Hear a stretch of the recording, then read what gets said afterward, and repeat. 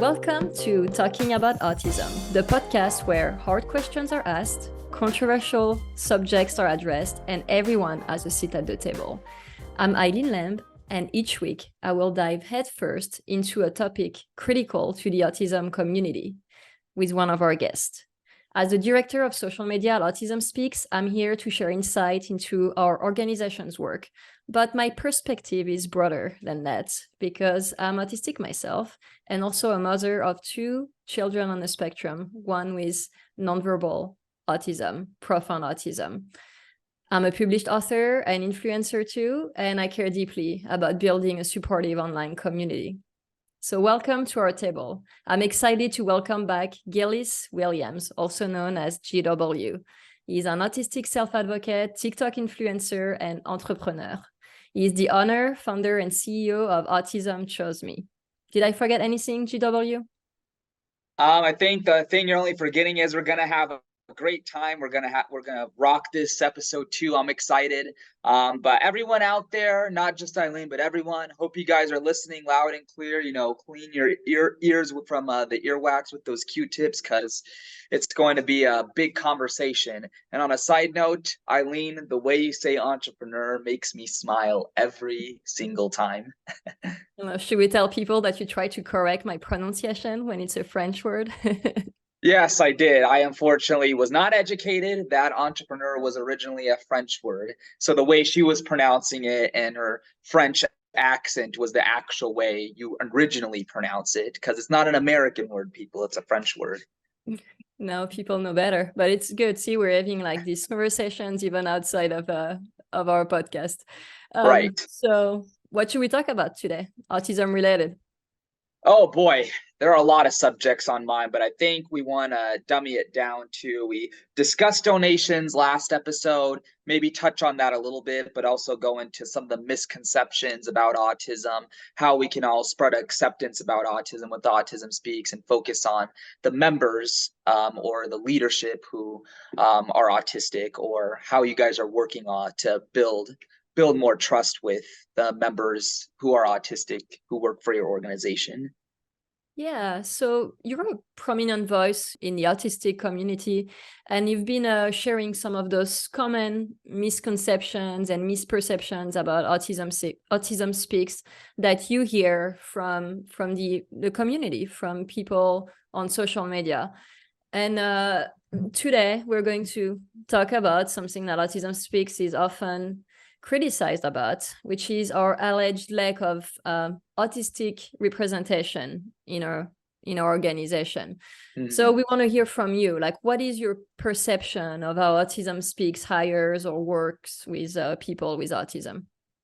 Well, first of all, Eileen, I know we touched on this a little bit last episode when we discussed donations. It was kind of one of our last talking points, but not to repeat what I said last episode. I know I was kind of loud about it, so I'll kind of simmer down a little bit just to kind of give you more of a clear, definitive answer. Let's just assume I don't know much about your membership or leadership board of who's autistic and who's not autistic. Assuming I don't know much, I feel like there's not enough representation on the leadership board. You know, representing is simple. It's about putting yourself out there. And I feel like Autism Speaks hasn't put out a good enough message that there are a lot of members and leaders who serve on certain boards, or people who just work for the company in general, or I shouldn't say company, the nonprofit, the organization in general, who are autistic. Like, for instance, I mean, you, Eileen, you're autistic yourself, and you have two kids who are on the spectrum. And it's amazing how they brought you on as the main director of social media. And I guarantee you, if you weren't autistic and you were the director of social media, this whole podcast and the people who we've had the great privilege of working with would not have come to fruition as we're doing now. I use you as an example because in general, I feel like you need to spread more of a message of how you're telling people that we have a lot of members or leaders on boards who are autistic. And if there needs to be more, you know, or if there are more, how are you guys spreading that message? So since I shared my thoughts on that, Eileen, I want to hear from you. Does Autism Speaks employ autistic individuals within its organization? Yes, we do. Just like you said, I'm autistic myself, and I'm employed at Autism Speaks as the director of social media. But I'm not the only one. I mean, we actually have many people who are autistic at Autism Speaks. And we also have a number of pet contractors that work for us and with us. Some people are autistic people are involved as, governing board members, advisors in the decision making, like for choosing like grant recipients, programs, resources, and other partnerships. So we have autistic people involved in pretty much everything we do. And there is one point that I agree with you on, is that we don't do a very good job at telling people that we indeed have all of these autistic people involved in our organization. Now there is a point that I really want to emphasize, is that, disclosing an autism diagnosis, that's a personal choice. It's personal information, and ultimately there are autistic people who are very comfortable talking about their autism diagnosis. You and I are two of these people. And then there are people who want to keep that private, and they might not even tell their employers. And then there are people who do tell their employers, but who don't want to tell the rest of the world. So we are always respectful of whatever people want to do about their own medical information. And that's an important thing to mention here. Did you know that in addition to employees, we also have adults on the autism spectrum who serve as national governing, like board members, like I mentioned, but also like a local volunteering leadership position, and advisor, and in all of these ways. I really didn't know that. I'm really glad you're teaching me about that and educating me. That's what we're here on this podcast to do, learn from each other and educate each other. The only thing is, it's just that I wish, how are you guys saying that? You're saying it just to me. Imagine you're talking to the millions of TikTok and Instagram Red and Set advocates. How would you say it to them? How would you get your message across to them? That's a good question. And maybe that's a better question for you. Like, how do we get the message across to people who are not fan of us? Like, what will make them listen? What's the best way to communicate that message to them? Do you have any idea? I wish I had the clearest idea. The answer is more complicated than simple. But I think the best thing you guys can do as an organization is try to study how they respond to Autism Speaks and Light It Up Blue organizations. And maybe stepping into their shoes can give you the best message, or the best way to scope out or assemble a message that will resonate with them about how you guys are changing the leadership board, or just how you guys are spreading the message of how you have different members in the autism community, stuff like that. But as far as on another note, I know you mentioned how there are some people who may be autistic who are members in with Autism Speaks or other Lighted Up Blue organizations, and they don't want to disclose their diagnosis, and that's totally fine. I say that because I admit personally, as an autistic person myself, I got to be more sensitive about that. I'm not going to give out this person's name just for privacy, but I'm good friends with them. I met them over the summer and we started to hit it off. He told me privately by DM that they're autistic, and I ended up accidentally disclosing to my roommates when he came over to visit that they were on the autism spectrum. And he made it clear to me a couple weeks prior that he did that. Like he said to me, aside from the person I'm dating who knows, and aside from you who knows, because I've seen your videos and we're both autistic, so I'm comfortable to tell you. He told me not to tell anybody, and I totally spaced and was insensitive to that. And he didn't blow up on me by text about a week later, but he made it clear to me by text, I'd appreciate it if you let if you let me tell people on my own, and I don't want people disclosing it. And I just simply said to him, sorry about that. I totally spaced. I remember you told me next time I'll be more careful. Again, I'm not going to give out their name for privacy. Plus, it would be wrong to do that, especially on a public podcast like this. But that's something I got to be more sensitive about. Yeah, totally. And that's why, we can't disclose that information either, especially as an organization. Right. Now, segueing and transitioning, now that I know you have people who are on the spectrum working at Autism Speaks, I'm curious to know how their perspectives come to life in your work as you're the leader of social media. Yeah, I mean, to piggyback on what I was saying before, we are constantly consulting with autistic people, parents and family members of people with autism too, professionals, and really everyone. We try to include everyone in the conversation. But for instance, let's say we want to write a blog about, best ways to spend, sensory-friendly holidays, because we know holidays can be really stressful for autistic people. Who are we going to ask? An autistic person, So we really try to include autistic people as much as we can in the content we create on our website, on social media. Did you know we have an adult autism toolkit that helps adults who are seeking an autism diagnosis, or who have just been diagnosed, or who are like wondering if they're on the spectrum? We have a toolkit that was written in collaboration with, I want to say, 3 or 4 autistic people, because we knew that it was very important that came, from someone who was autistic. So really, autistic employees and autistic consultants are really central to the developments of all of our initiatives, including our work to support autistic people in finding, securing, and retaining meaningful employment through our WIN program. I don't know if you've heard of it. It's WIN is Workplace Inclusion Now, which offers employees and employers access to tools such as a job sourcing platform and digital trainings, and even direct consultations. So it's something that's really important to us. And again, we should talk about it more. So.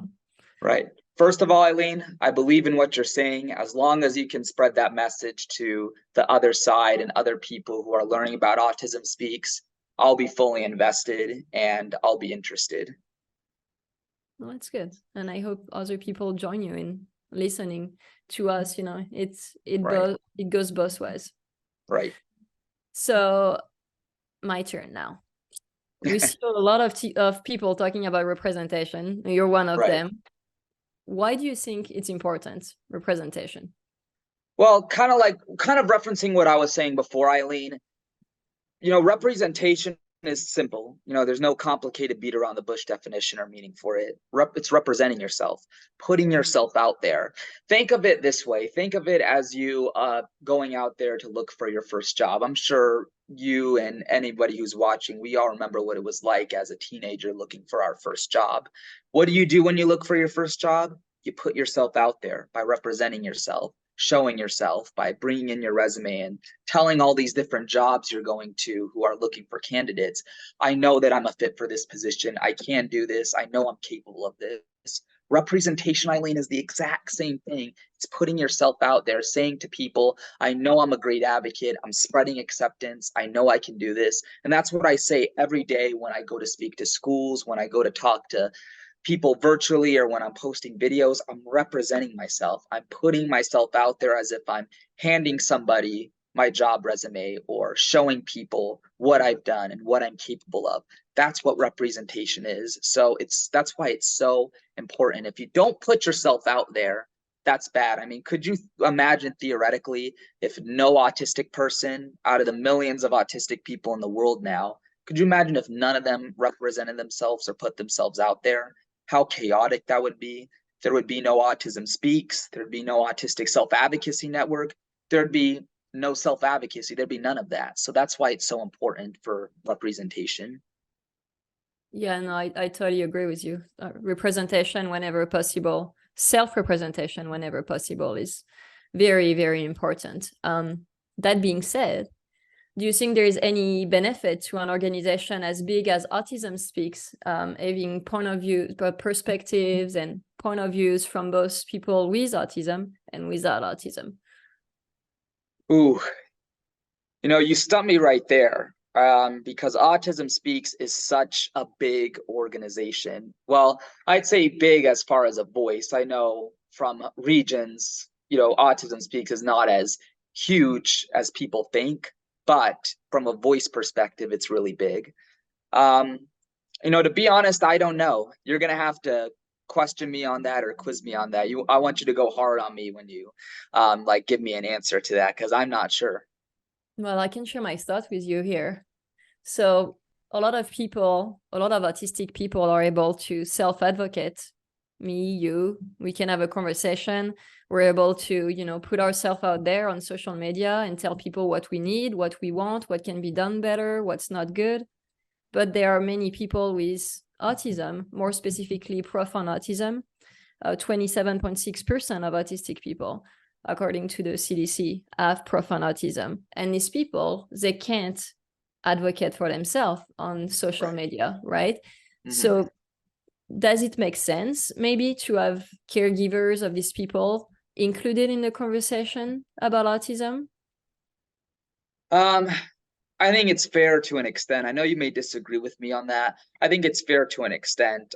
In this day and age, you still got to have the actually autistic self-advocates who are out there, but caregivers are still important as well. I'm not saying they're unimportant, but yeah, I still think you still got to have the self-advocacy. You want to challenge me on that or anything? No, I'm just saying we need both. It's not one or the other. Can you agree on that?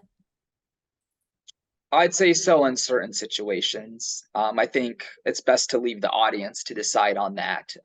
They can let us know in the comments or chat. But for me, from my perspective, it's good to have the best of both worlds, but you still want that self-advocacy up there at the cream of the crop, and the caregiving maybe a little down below.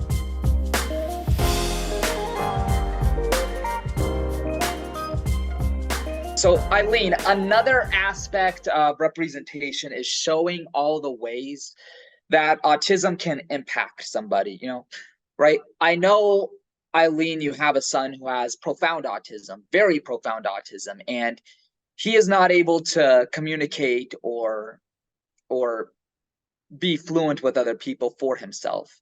How are you ensuring people like him are contributing in some capacity to the work you all are doing? And this doesn't just go with Autism Speaks. This goes with everybody you're working with closely. Yeah, well, I think that goes back to what I was talking about. And that's why, we want to have a broad perspective. We want to give a voice to autistic people, but also caregivers.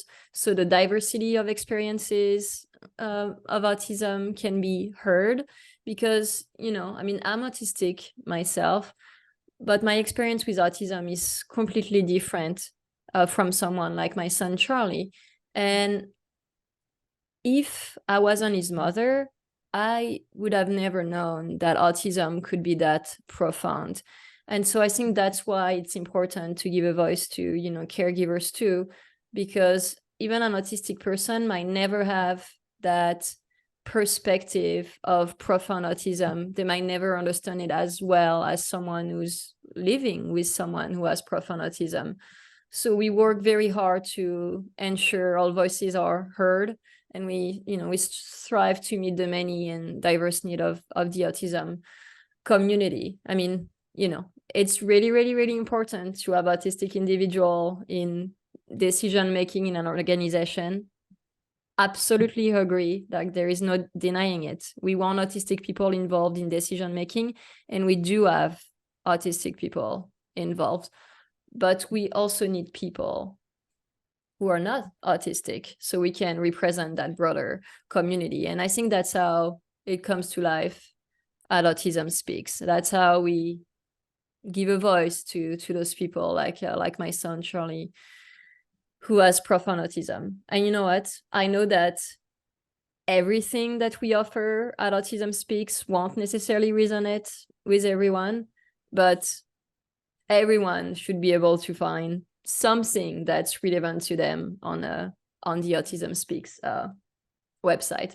I know we make sure that profound autism is reflected in our like toolkits and material and blog posts and on social media, because we want to share, the experience of everyone on the spectrum. And you know what? Even with doing so, we know that it's still not everyone, but we're trying to be as diverse as possible in the stories we share and resources. Right. Now, another thing that I wanted to clear up, so self-advocates like me obviously have a role to play in all of this as well. How does Autism Speaks leverage influencers and other self-advocates to help guide its programming? That's very important. I really want to know, Eileen. Yeah, I mean, I think a big part of what we do on social media, what I do as part of my job, is to spotlight autistic members on social media. And, we want to hear unique stories from everyone on the spectrum. That quote from one of our autistic board member, actually, Dr. Stephen Shore: if you've met one person with autism, you've met one person with autism. So I think that's why we're constantly pushing out those stories of autistic individuals, so they can be told, and people can share their own stories whenever possible. And we're really interested in feedback from the autistic community. We want to hear what people are thinking, even if they don't agree with us. That's why we're having this conversation right now. And in fact, I'd love to have more of this type of conversation, especially knowing that there are some people, self-advocates, who don't necessarily support our work at Autism Speaks. I see a lot of their criticism online on social media pretty much every day. And, some messages are not constructive and borderline hateful towards us and autistic people who we feature on social media. And, that's kind of sad. We don't want autistic people to be attacked. And we want to have open and productive conversation with people who support us and people who don't support us. So I think it's important for us to come together to have this meaningful discussion, because it's only going to stretch, make the community stronger. And we have the same goal in the end. We just want to support autistic people. And I think if we got to take away one thing from this, it's that hearing feedback is very valuable, and having these respectful conversations and debate, helpful debate, respectful debate, that's how we're going to bridge that gap. That's how we're going to come together. Maybe not fully, but that's a big step in the right direction.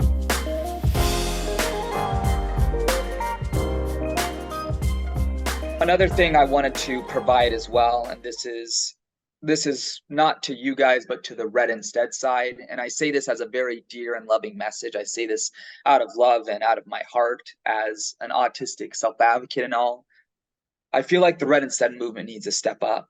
I feel like a lot of Red Instead self-advocates who I know, I'm not going to give out their names, but when I ask them for help or support on how to approach this podcast, how to approach speaking to you, they don't want to step up to the plate to make change.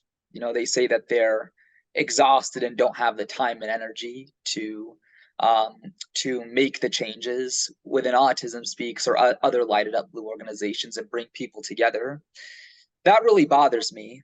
And I don't mean to say that to be mean to these self-advocates, but I'm being truthful, and it's not cruel. If it's truthful, it's not cruel. It really does bother me, because these are also the same people that are posting on Friends Only or just publicly on TikTok and Instagram, posting 10, 12 videos a day of how one of their friends is being mean to them, or they're having issues in their personal lives, and they post the same videos over again and how they can't get over their issues. My opinion is, and I say this motivatingly and out of love, if you can post 10 to 12 videos a day of how your life sucks and how you're not doing well, then you have the time and the energy to get up and do something about it and make change like this. So I asked the Red Instead side, just like how Eileen's getting up every day despite the challenges she may face to do stuff like this, Just as I'm getting up to do this, despite the challenges I'm facing to do this, I want you guys to do the same. We need you guys to do the same. It's not acceptable to say, I'm exhausted, I don't have the time and energy, but you have time to sit on the couch or sit on your bed and post 10 to 12 videos a day of how you can't get up and you can't do anything because your life's miserable. Well, that's life. Life is unfair sometimes, and we have to do the hard things. I do the hard things every day. And if you guys can't do that, then I'm sorry, then this advocacy thing is not for you. It's for me, and it's for Eileen, and it's for everybody else we're working with, because we're hard workers and we're thinkers. And those are the people that are going to bring others together. But what you guys are doing, and I especially point out some of you that are doing this, it's not okay. You've got to get up and you got to face your challenges like adults, like grown people. And just because, and no, you can't say, oh, well, I'm autistic, so I'm going to face these challenges. You know what? That's when you're using your autism as an excuse. And I'm not being offensive saying that, because I'm an autistic person. And I know you can't use your autism as an excuse to lay in bed all day and post 10 to 12 videos, because that's not your autism talking. That's you not wanting to get up. That's simple human nature. So you have a choice. Are you either going to get up and work with us, or are other people and your challenges going to run you over? That's the deal. That's what you have to decide, guys. I love that message so much, and I couldn't agree with you more. I mean, if we're being honest, a lot of people have time to comment hateful things on social media, so they should have time to have a meaningful conversation instead too. And on that note, if anyone has feedback, anyone wants to, share what Autism Speaks can do better, we are listening. We want to hear your thoughts. Even if we don't agree with everything, that's okay, because that's how we're going to get better. So leave your comments in the comment section, send us a message, social media at autismspeaks.org, and we'll get back to you and we'll make meaningful change. So thank you to everyone who listened to this meaningful conversation, and thank you, GW, again, for being such a good sport and having that conversation with me. I appreciate your perspective that is balanced, even if we don't agree on everything. So thank you. Absolutely. Thank you, Eileen. Thank you, Autism Speaks. This was awesome. I love talking about autism, hence the title. And yeah, go autism.